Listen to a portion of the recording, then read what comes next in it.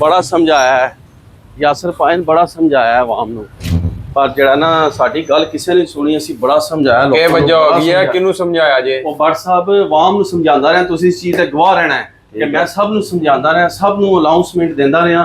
ਪਰ ਮੇਰੀ ਗੱਲ ਤੇ ਕਿਸੇ ਪਾਣੀ ਨਹੀਂ ਪੈਣ ਦਿੱਤਾ। ਸਾਰੇ ਆਖਦੇ ਸਨ ਕਿ ਮਾਮੂ ਪਾਕਿਸਤਾਨੀ ਪਾਗਲ ਹੈ, ਦਿਮਾਗ ਖਰਾਬ ਹੋ ਗਿਆ। ਸਮਝਾ ਕੇ ਥੱਕ ਗਿਆ। ਹਰਕਾਰ ਉਹੀ ਹੋ ਗਿਆ ਜਿਹਦਾ ਡਰ ਸੀ ਮੈਨੂੰ ਕਿ ਉਹ ਸਰਕਾਰ ਮੈਸੇਜ ਆ ਗਿਆ, ਮੈਸੇਜ ਆ ਗਿਆ ਜਨਾਬ, ਤੁਹਾਨੂੰ ਦੱਸਣੇ ਆ ਨਾ, ਮੈਸੇਜ ਆ ਗਿਆ ਜਨਾਬ ਸਵੇਰੇ ਸਵੇਰੇ।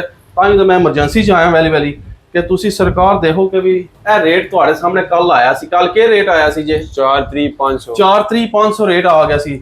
ਉਹ ਜਨਾਬੇ ਅਲੀ ਅੱਜ ਰੇਟ ਆ ਗਿਆ। ਤੁਹਾਨੂੰ ਮੈਂ ਦੱਸਣਾ ਇਸ ਆਵਾਮ ਨੂੰ ਦਾ ਜਿਹੜਾ ਨਾ ਅੱਲਾ ਹੀ ਹਾਫਜ਼ ਹੈ ਕਿ ਜਿਹੜਾ ਨਾ ਸਰਕਾਰ ਅਸੀਂ ਸਮਝਾ ਕੇ ਥੱਕ ਗਏ, ਇਹਨਾਂ ਲੋਕਾਂ ਨੂੰ ਸਮਝਾ ਕੇ ਥੱਕ ਗਏ। ਇਹ ਤੱਕੋ ਬੜ ਸਾਹਿਬ ਬੜਾ ਫਾਇਦਾ ਸੋਚਿਆ ਇਹਨਾਂ ਨੂੰ ਆ ਹੈ ਕਿ ਵੀ ਜਨਾਬ ਰੇਟ ਲੈ ਲਓ, ਤੁਸੀਂ ਰੇਟ ਲੈ ਲਓ। ਇਹ ਤੱਕੋ ਅੱਜ ਰੇਟ ਕੀ ਆ ਗਿਆ?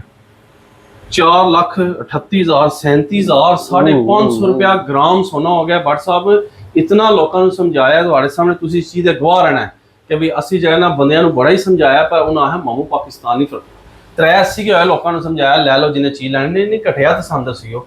4 ਤੇ ਆ ਗਿਆ ਆਹ ਬੜਾ ਲਓ, ਇਹਨੇ ਕੋਈ ਨਹੀਂ ਘਟ, ਉਹਨੇ ਨਹੀਂ ਥੋੜਾ ਘਟਿਆ ਦੱਸਿਓ ਸਾਨੂੰ। ਉਹ ਸਰਕਾਰ ਉਹਨਾਂ ਮੰਨੀ ਨਹੀਂ, ਮੇਰੀ ਇੱਕ ਨਹੀਂ ਸੁਣੀ ਭੱਟ ਸਾਹਿਬ।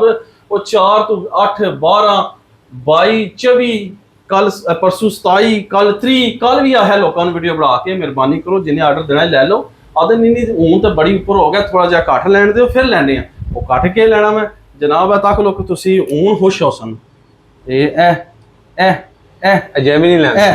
ਇਹ ਆ ਗਿਆ ਹੁਣ 4,38 ਆ ਗਿਆ। ਅਜੇ ਵੀ ਮੈਂ ਕਹਿੰਦਾ ਜੇ ਫਾਇਦਾ ਚੁੱਕ ਲਓ, ਅਜੇ ਵੀ ਫਾਇਦਾ ਚੁੱਕ ਲਓ। ਫਿਰ ਨਾ ਆਹੀ ਮਾਮੂ ਪਾਪਾ ਨਹੀਂ ਘਟੇਗਾ ਤੇ ਲੈਣਗੇ। ਉਹ ਬਾਬਾ ਜੀ ਇਹ 4.5 ਹੋ ਜਾਣਾ ਜੇ ਮੈਂ ਤੁਹਾਨੂੰ ਦੱਸ ਹੋਣਾ। ਅਜੇ ਵੀ ਫਾਇਦਾ ਚੁੱਕ ਲਓ ਤੇ ਮਿਹਰਬਾਨੀ ਜੇ ਮੈਂ ਤੁਹਾਡਾ ਸਾਰਿਆਂ ਦਾ ਫਾਇਦਾ ਸੋਚਣਾ ਚਾਹਨਾ।